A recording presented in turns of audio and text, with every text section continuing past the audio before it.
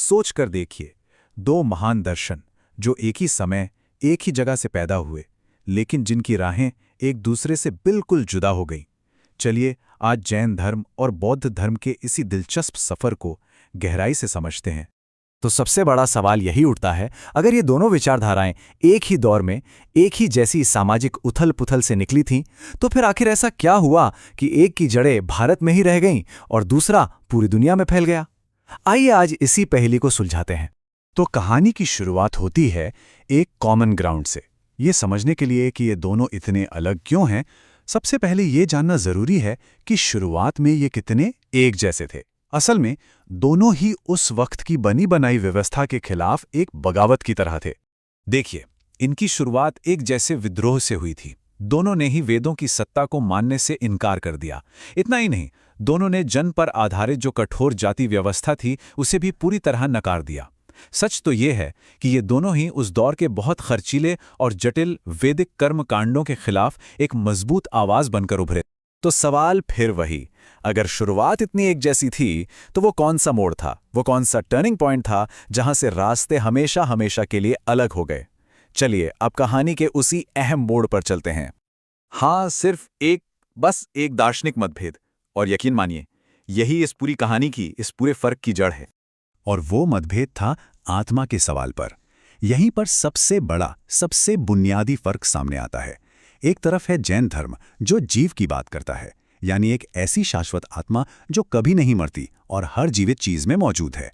और दूसरी तरफ इसके ठीक उलट है बौद्ध धर्म का अनात्म का सिद्धांत। इसका मतलब है कि कोई भी स्थायी, न बदलने वाली मैं या आत्मा जैसी चीज है ही नहीं। जिसे हम आत्मा कहते हैं वो बस अलग अलग चीजों का एक ऐसा जोड़ है जो पल पल बदलता रहता है। और जैसा कि यहाँ साफ कहा गया है, ये कोई छोटा मोटा फर्क नहीं था। यही वो सबसे बुनियादी दार्शनिक अंतर था जिसने आगे चलकर हर चीज की दिशा तय कर दी। तो अब देखते हैं कि आत्मा पर इस एक मतभेद ने कैसे एक के बाद एक कई अंतरों की झड़ी लगा दी। और इस कहानी में अगला पड़ाव आता है कर्म की समझ का। यहां कर्म को देखने का नजरिया पूरी तरह बदल जाता है। जैन धर्म के लिए कर्म कोई एब्स्ट्रैक्ट आइडिया नहीं है, बल्कि ये एक फिजिकल सब्सटेंस है। मतलब पदार्थ के छोटे छोटे कण जो हमारे कामों की वजह से हमारी आत्मा पर सचमुच आकर चिपक जाते हैं। इसके बिल्कुल विपरीत बौद्ध धर्म में कर्म एक मनोवैज्ञानिक शक्ति है। यहां सारा खेल नियत का है, इरादे का है। ये कोई भौतिक चीज नहीं, बल्कि एक तरह का मॉरल कॉज एंड इफेक्ट है। तो जाहिर है, जब कर्म की परिभाषा अलग है तो दुख की वजह भी अलग होगी। जैन धर्म के हिसाब से दुख का कारण आत्मा पर चिपके हुए इन कर्म कणों का भौतिक बोझ है, जबकि बौद्ध धर्म कहता है कि नहीं, दुख की असली जड़ है तृष्णा, यानी हमारी कभी ना खत्म होने वाली इच्छाएं, हमारी चाहत और चीजों से हमारा अटैचमेंट। तो फिलॉसफी तो समझ ली, मतलब क्यों का जवाब मिल गया, पर अब सवाल आता है कैसे का। आखिर ये बातें रोजमर्रा की जिंदगी में कैसे उतरती हैं, प्रैक्टिस में कैसे लाई जाती हैं? दोनों ही मुक्ति का, यानी लिबरेशन का एक साफ सुथरा रास्ता दिखाते हैं।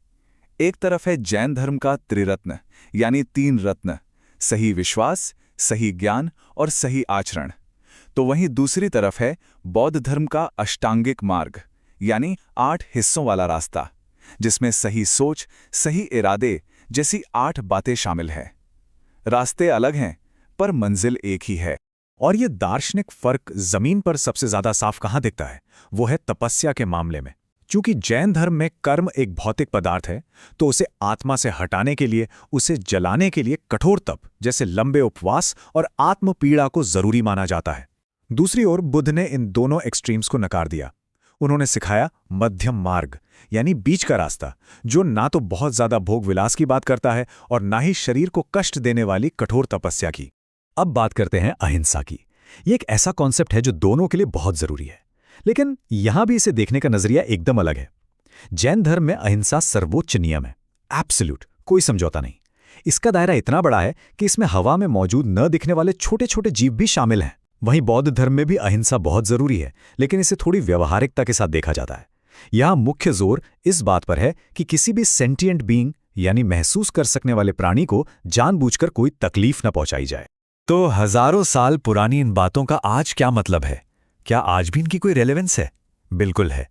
चलिए देखते हैं कि कैसे ये दोनों विचारधाराएं आज भी हमारी दुनिया पर अपनी छाप छोड़ रही हैं। अगर हम इनके फैलाव की कहानी देखें तो वो भी इनके दर्शन की तरह ही बहुत अलग है। जैन धर्म भारत में ही फला फूला, इसकी जड़ें यहीं गहरी रहीं और इसका प्रसार मुख्य रूप से देश तक ही सीमित रहा। लेकिन दूसरी तरफ बौद्ध धर्म ने सरहदें पार कीं। ये भारत से निकलकर पूरे एशिया और फिर धीरे धीरे दुनिया के कोने कोने तक जा पहुंचा। और आज 21वीं सदी में इनका असर हम अपनी जिंदगी में देख सकते हैं। आज जब हम वेजिटेरियनिज्म या एनवायरमेंटल एथिक्स की बात करते हैं तो उसमें कहीं ना कहीं जैन विचारों की गूंज सुनाई देती है।